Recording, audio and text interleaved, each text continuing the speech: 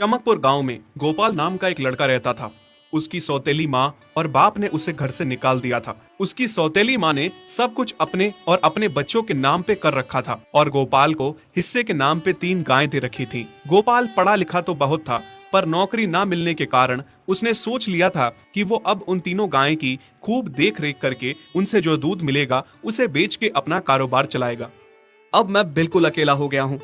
गौ माता, तुम तीनों के अलावा मेरा अब कोई भी नहीं है। बस मेरा घर चलाने के लिए तुम तीनों को मेरी मदद करनी होगी। तीनों गायें बहुत ही हट्टी कट्टी और जवान थीं और रिश्ते में भी एक दूसरे की बहनें लगती थीं। चंपा, चमेली और मैना। मैना सबसे बड़ी और समझदार गाय थी। चंपा गर्भवती थी और चमेली को अभी अभी बच्चा हुआ था। वो दूध दे रही थी, जिसके दूध को बेच के गोपाल का थोड़ा बहुत घर चल रहा था। पर गोपाल को अब चंपा और मैना पे पूरा भरोसा था कि जब उनका बच्चा हो जाएगा तो वो खूब दूध देने लगेंगी और जिससे उसका कारोबार अच्छे से सेट हो जाएगा। देखा चमेली बहन, हमारे मालिक को कितनी उम्मीदें हैं हम तीनों से। हाँ चंपा, सुना मैंने, मालिक ने हमसे कितनी सारी उम्मीदें लगा रखी हैं। और उम्मीद रखे भी क्यों ना, कितना समय खर्च करते हैं मालिक हम पे और कितनी सेवा करते हैं हमारी, कितना खिलाते पिलाते हैं हमें। और फिर हम मालिक की उम्मीदों पे खरा ना उतरेंगी तो धिक्कार है हमारी जिंदगी पर। सही कह रही हो बहन तुम। चलो हम तो मालिक के लिए कुछ ना कुछ कर ही लेंगे। तुमने बच्चा दे दिया है, दूध भी दे रही हो, मैं भी गर्भवती हूँ। थोड़े दिनों में मैं भी बच्चे को जन्म दे दूंगी, फिर दूध भी देने लगूंगी। लेकिन इस मैना दीदी को देखो, हम दोनों से बड़ी हैं, एक बार भी बच्चा ना दे पाई आज तक। क्या इसका फर्ज नहीं बनता मालिक के लिए कुछ? ये तो बड़ी हैं, हमसे ज्यादा इसको मालिक के लिए करना चाहिए था, लेकिन हम छोटी होकर इतना सोच रहे हैं। तुम दोनों ऐसा क्यों कह रही हो? क्या गलत कह रहे हैं हम? सही तो कह रहे हैं। कितने सालों से बांझ पड़ी हो तुम। ऐसा कैसे कह सकती हो तुम? बच्चा देना ना देना मेरे हाथ में थोड़े ना है। मैं भी तो माँ बनना चाहती हूँ ना। मैं भी चाहती हूँ कि दूध दूँ और मालिक को मेरे दूध से कुछ फायदा हो। अरे तुम क्या बच्चा दोगी जो इतने सालों से नहीं दे पाई? तुम ये ख्वाब लेना बंद करो कि तुम बच्चा दोगी और तुम्हारे दूध से मालिक को कोई फायदा होगा।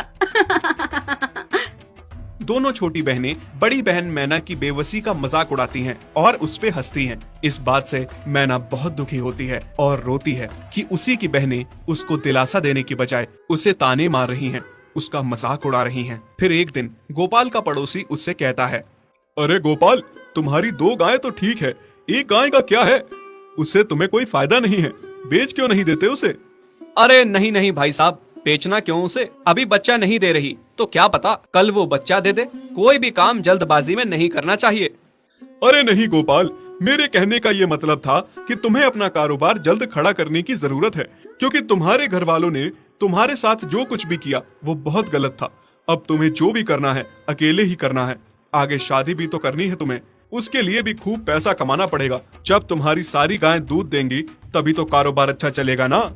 हाँ, बात तो तुम सही कह रहे हो भाई।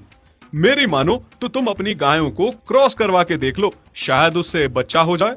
हाँ, ये सुझाव तुमने सही दिया, मैं कल ही ऐसा कर लेता हूँ। सुना तुमने मैना बहन मालिक की बातों को? कितना परेशान है मालिक तुम्हारी वजह से, पर तुम्हें तो कोई बात कह ही नहीं सकते। झट से बुरा जो मान जाती हो तुम। मैना ये सब सुन के बहुत दुखी होती है, पर करती भी क्या, उसके हाथ में कुछ नहीं था। गोपाल ने मैना को क्रॉस करवा के भी देखा, पर उसका भी कोई फायदा नहीं हुआ। गोपाल, जो सुझाव मैंने तुम्हें दिया था, क्या वो तुमने आजमाया?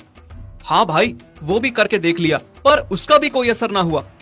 ये गाय किसी काम की नहीं है गोपाल, मेरी मानो तो इसे बेच दो। मैं सोच रहा हूँ एक बार फिर से क्रॉस करवा के देखता हूँ, शायद कोई बात बन जाए। देख लो, पर मुझे नहीं लगता। देखा, इन लोगों को भी पता चल गया, तुम बच्चा नहीं दे सकती, तुम बांझ ही रहोगी। सही कह रही हो तुम दीदी, इतने जतन करने के बाद भी बच्चा नहीं हो रहा तो अब क्या होगा? गोपाल मैना को एक बार फिर से क्रॉस करवा लेता है। दोनों बहनें चंपा और चमेली मैना के बांझपन का मजाक उड़ाती हैं और उस पे खूब हंसती हैं। फिर एक दिन मैना चमेली के बच्चे के साथ खेल रही थी कि तभी चंपा देख लेती है। हाँ देख तो चमेली दीदी, ये मैना दीदी तेरे बच्चे के साथ क्या कर रही है? मुझे समझ में नहीं आ रहा, तू इस बांझ के साथ अपने बच्चे को कैसे छोड़ सकती है? जब मेरा बच्चा आ जाएगा